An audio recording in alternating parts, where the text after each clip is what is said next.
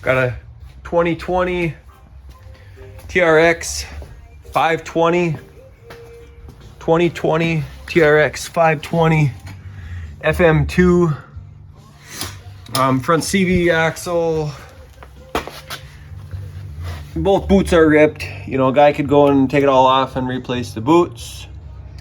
Charge your time, whole 9 yards. Otherwise, you get some aftermarket axles for like probably 50 bucks a piece, something like that.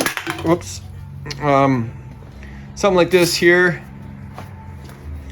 And so I think what we'll do is pull this apart, pull the wheel off quick. This has got some aftermarket ITPs. It looks great. It looks pretty sweet. We'll pull the front wheel off. Probably crack this nut loose right here.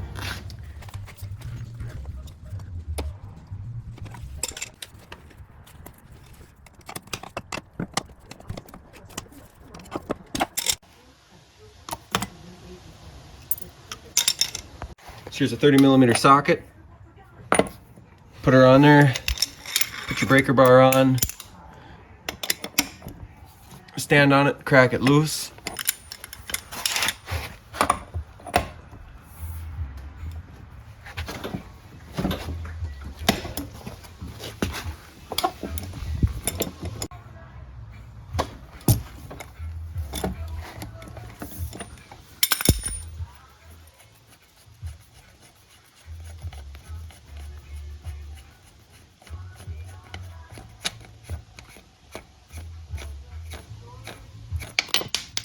'17 socket on the wheels, crack them loose.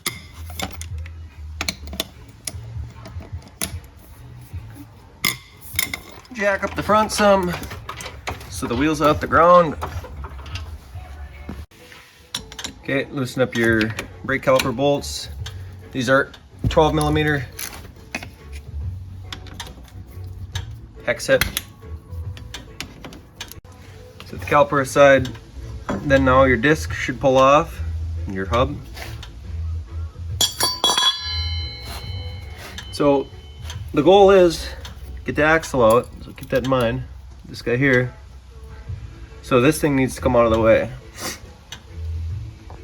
And just looking at it, it's possible we could remove just the lower and be able to turn this enough out of the way so the axle can kind of pull back through. So let's give that a shot first. Cotter pin first, out of the way, if you have one. 17, so it takes this guy off, 17.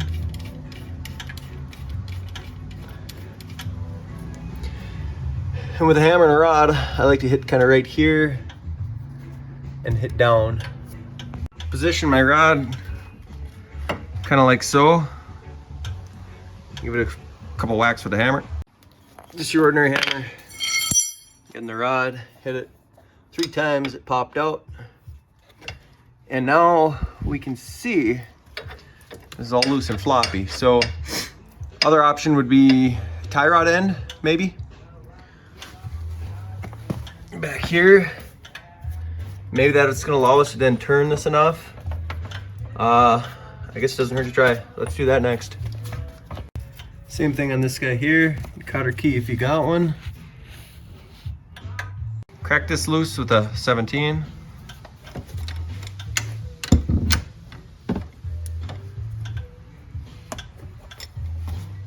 Might need to hold the top with a 17 wrench. Okay, so with the shock mounted, everything like it was, you know, you could take this bolt out, that's one option, or take this nut off, pop this off, that'd be one option. Other option I tried just because it's easier to get, I took this bolt out, 214 wrenches.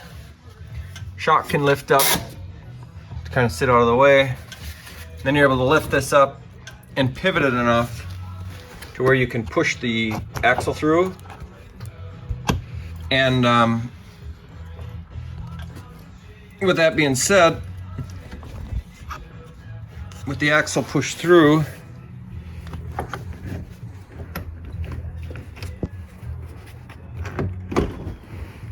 that there.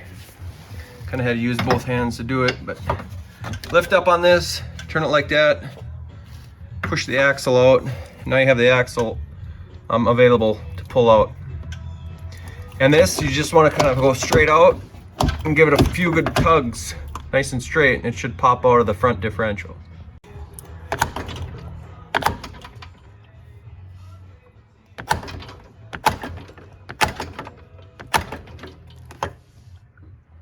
So I kind of have this held out of the way, my leg. I was able to pull on this with both hands. Get the axle out. Oh, compare this to the new one. Sure looks like an identical unit, so we should be good to go.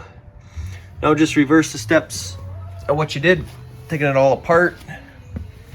Make sure your new shaft has that clip on there. There's a C-clip.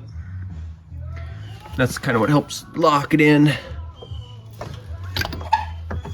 But you should be able to kind of just line it up. And you might need to tap on this end, but line it up and it should pop back in fairly easily.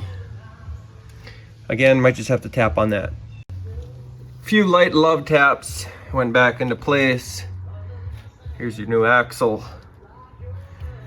Bend it through, stick it through the knuckle, and then install everything opposite of how we took it apart.